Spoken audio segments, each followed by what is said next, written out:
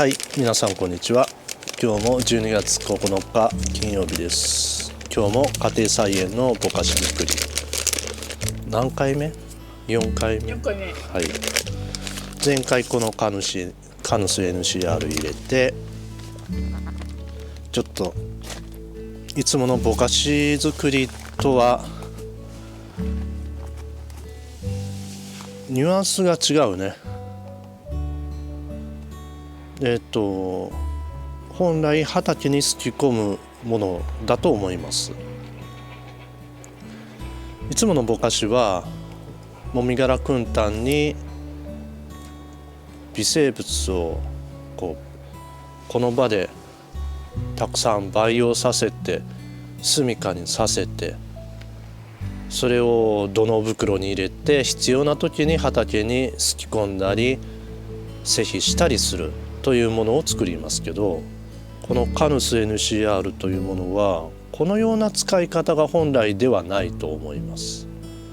もう畑にぶち込んじゃうというもので、1単部2単部3単部ね、1000坪作れるような農家さんが3単部だったら90キロいるのかな。もみ殻が3トン3トンってすごいね、それで多分めちゃめちゃいい土ができると思う。主にやっぱふかふかにさせるメリットは根菜類。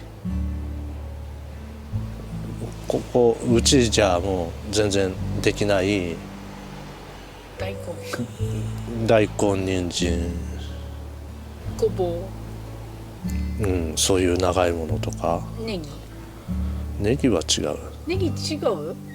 根菜やよ。根っこやよ。根っこか。で、あとはあれや。アスパラガスは同じところでもう何年も栽培できるので、あれってかなり土作りが大切なので、きっともう大事なこういう資材じゃないかなと思います。発酵資材かと思います。で、前回混ぜ合わせたものに水を加えていきます。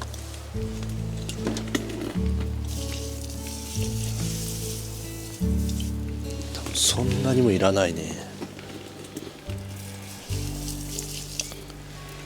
今ので 700cc ぐらい入れたかな。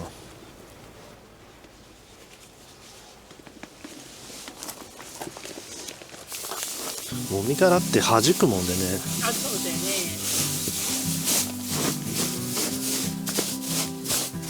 手袋にいっぱいしとくね。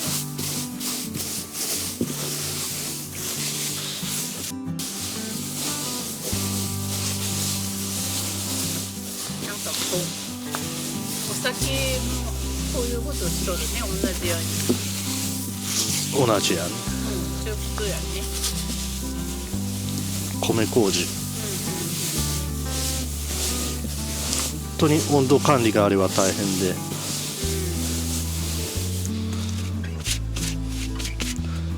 岐阜には日本泉という地下に酒蔵がねあるとこがあってね、その季節問わず温度管理が容易な、地下やである程度一定のね温度が保てるわけで。そうやね。全国で唯一やないかな。違うかな、日本泉。どうな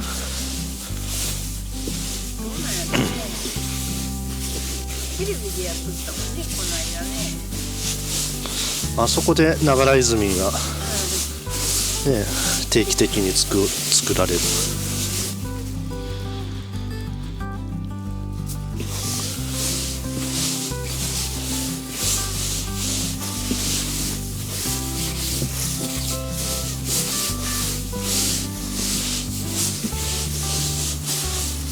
でこの発酵させたもみ殻を第2段階というよりは、これでぼかしたものを例のぼかし作りの材料とすることもできるわね。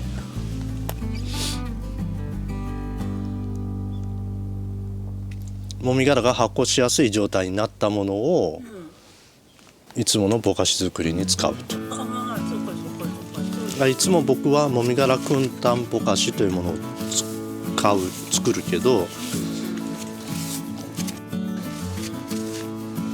もみ殻使うならくんたんとこれと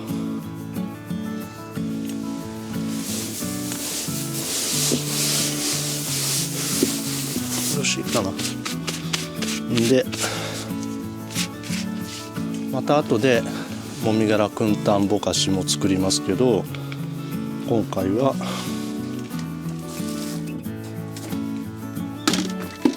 カンプス NCR ぼかし。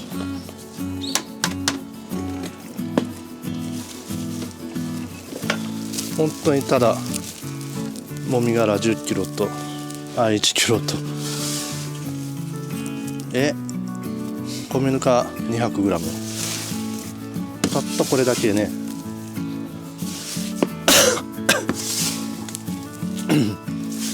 本来は畑に突っ込むんだったらその畑にいる微生物とか土とか堆肥とかもこの餌になるっていうかね、一種になるわけで、もうこれ完全に単体でもみ殻の発酵になってるので相当状況は違うと思う。やりたかったのが